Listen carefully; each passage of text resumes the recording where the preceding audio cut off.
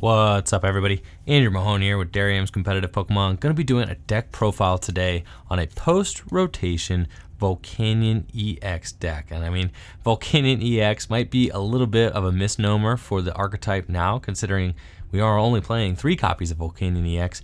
There are majority Volcanion in here. However, it's got a lot of new friends that we're going to be talking about as well, accompanying them in this post-rotation deck list. So this is going to be a deck list aiming to be competitive in the post-rotation format that is breakthrough on, and that's going to be happening after the World Championships at the end of August here. So let's get started, take a look at this deck list, see why it works, and talks about its strengths and weaknesses.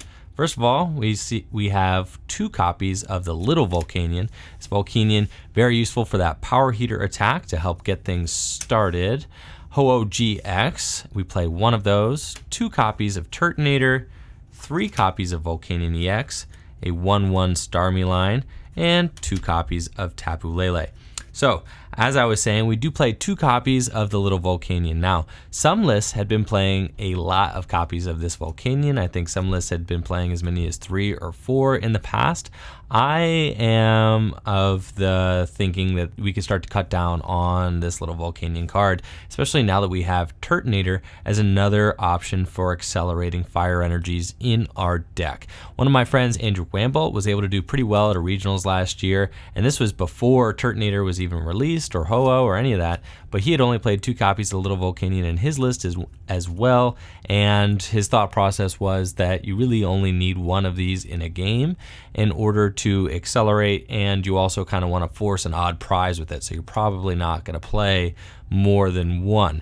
So I think that this Volcanion is still really good. Power Heater, definitely an excellent attack, and you get to accelerate 2 fire energies from your discard pile, put them on 1 of each for 2 Pokemon on your bench. So just a nice attack. Steam Artillery, you use that occasionally if you need to take out something big, do a lot of damage, and while also promoting a non-EX. I mean, sometimes you will go in and maybe finish something off with Steam Artillery and end your opponent to low, and if they only have 2 prizes remaining, they can knock out the Volcanion and you don't lose the game. So it's also useful in situations like that.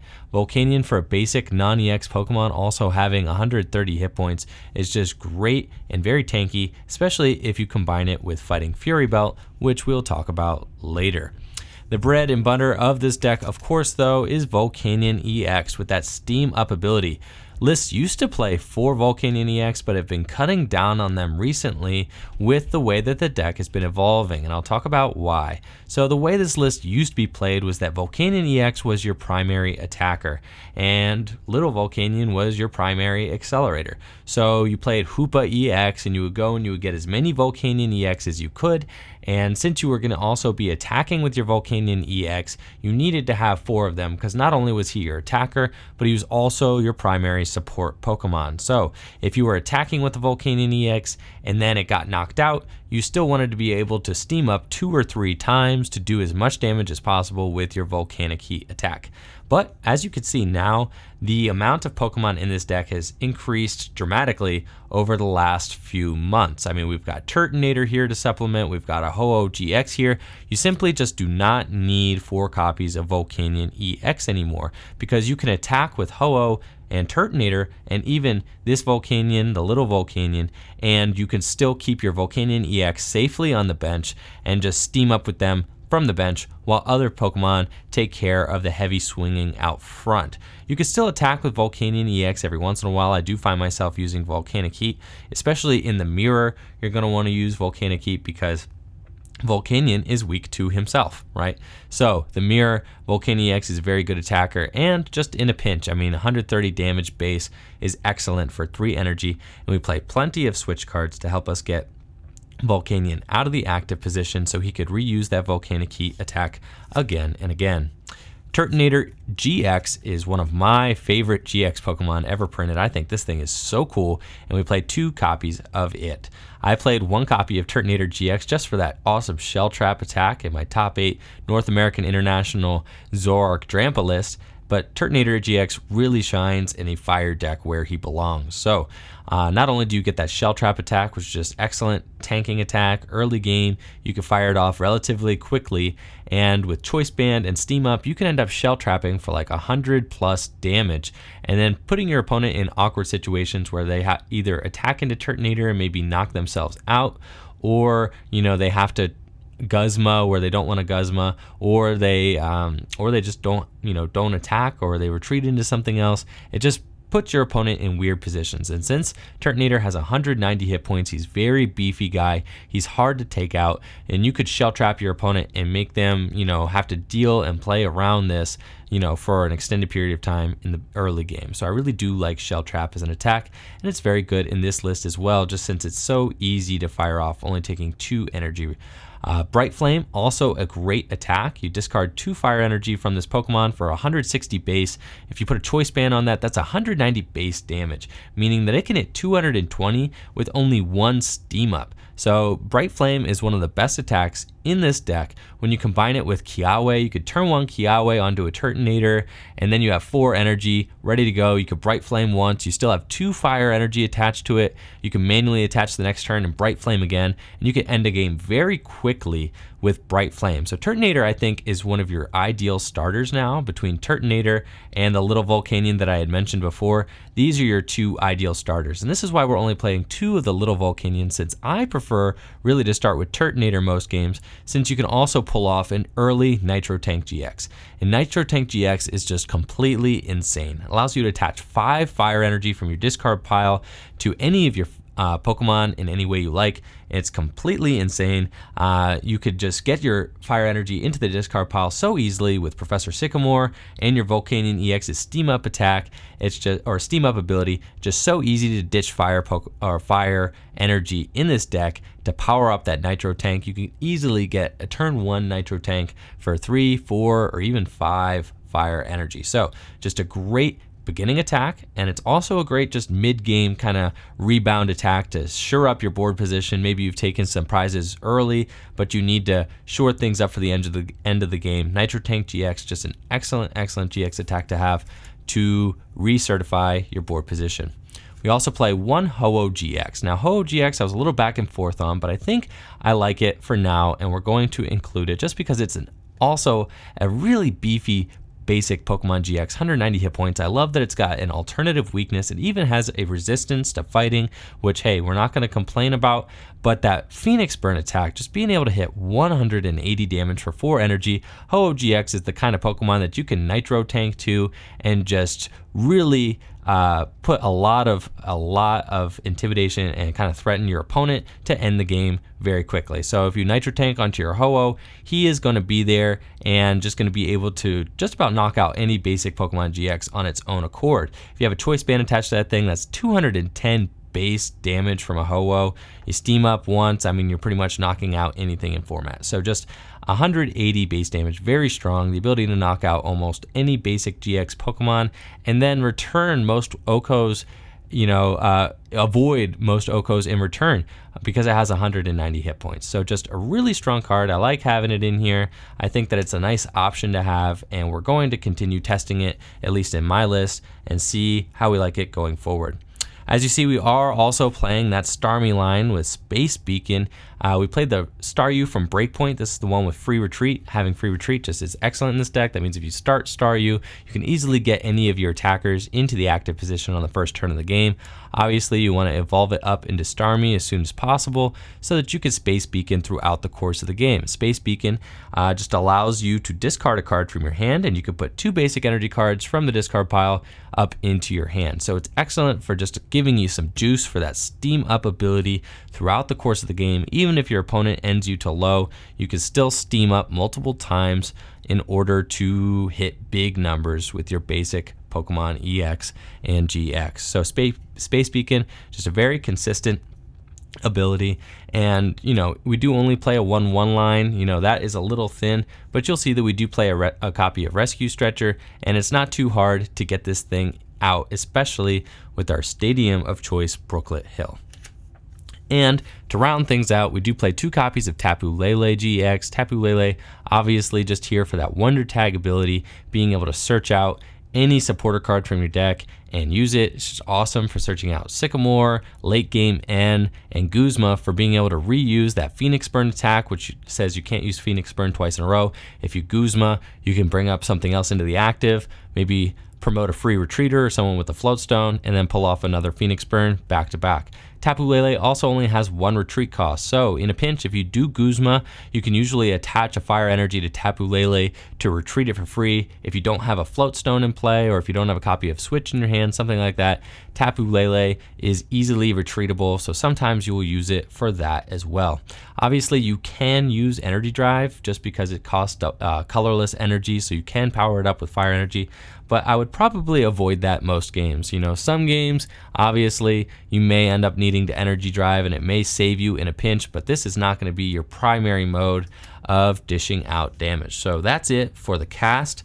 Let's move on to the trainer cards and see what kind of supporters we play in this deck. Of course, we're starting out with a 4/4 line of Sycamore and N. These are the two best draw supporters in the upcoming standard format, and I fully expect almost every single deck to play a full copy of 4 Sycamore, 4 N. Sycamore, obviously great. You know, you get to put the fire energy into the discard pile for Nitro Tank. You know, you get to just draw aggressively. Refreshing a new hand of 7 cards is just the best draw effect in the game. And then N, obviously great for conserving resources early while also refreshing your hand. And then at the end of the game, you can limit your opponent to 1 or 2 cards in their hand in order to try and pull off a comeback or just prevent them from winning the game.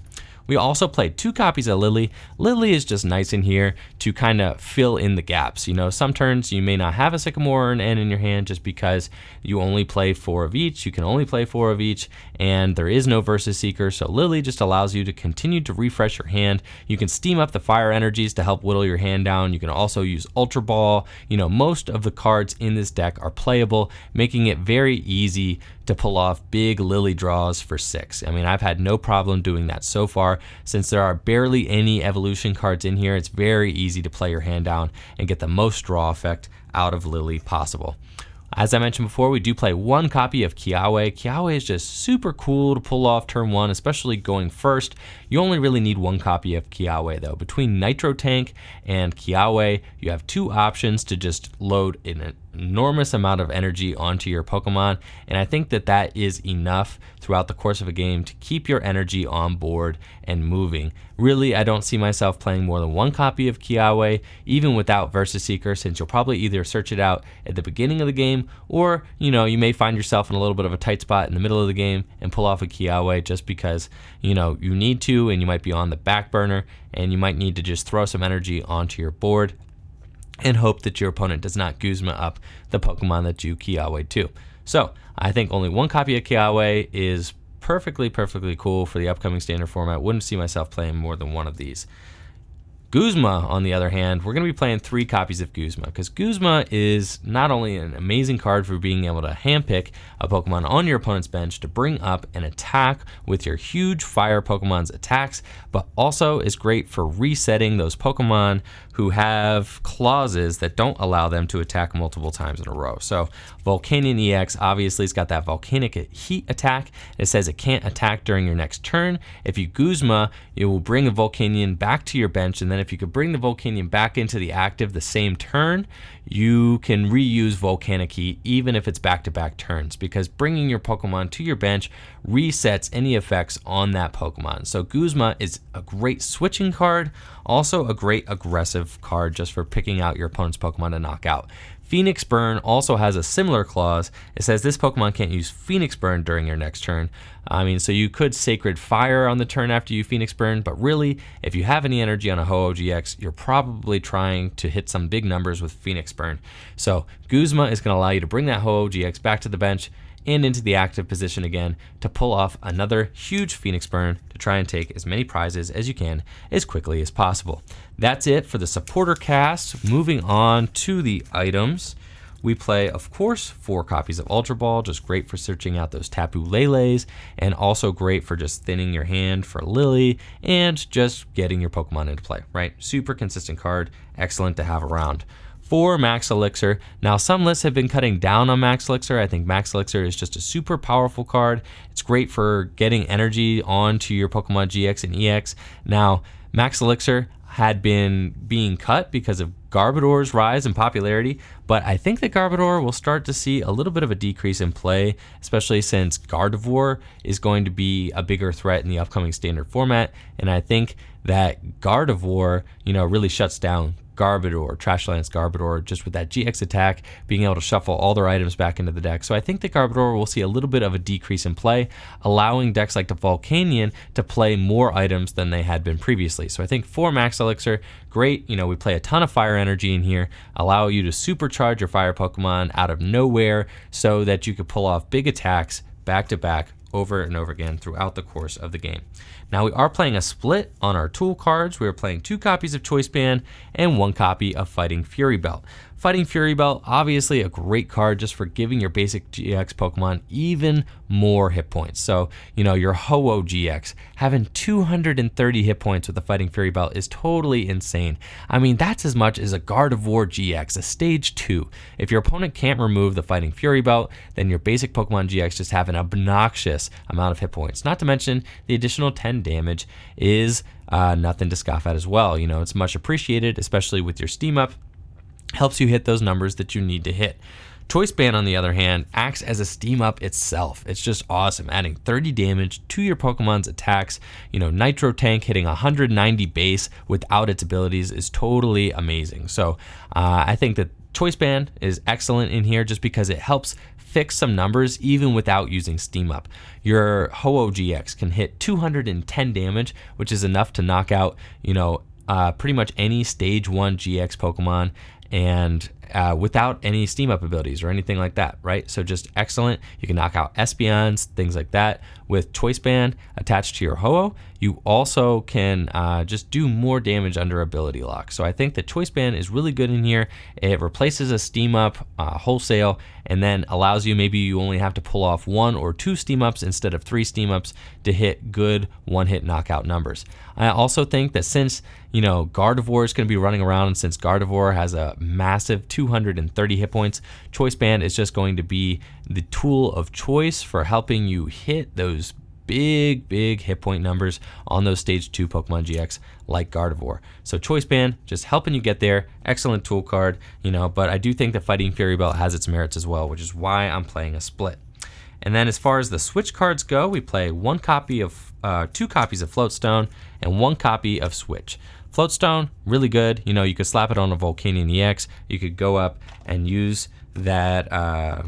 You could use that volcanic heat attack and then just retreat with the Floatstone into something else the following turn and just conserve your energy on that Volcanion. Floatstone's really good in that regard. Floatstone is also really good in combination with Guzma, because you can Guzma, promote something with the Floatstone, and then retreat into your Pokemon that you want to attack with again to fire off another big attack. Switch is good for just getting out of special conditions, also good for switching Pokemon that have Choice Band or Fighting Fury Belt on them. I do like Switch, and I do like Floatstone. I like them both, so I do play a split, and they're both useful for different things.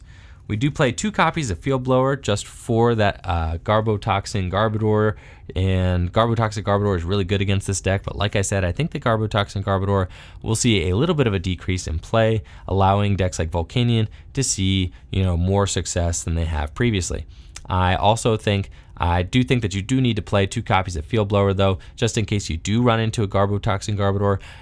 But they're also good for removing Choice Bands, Fighting Fury Belts, Floatstones, and the opponent's stadium. So Field Blower, just a great card. I expect to see 2 of in a lot of decks in the future.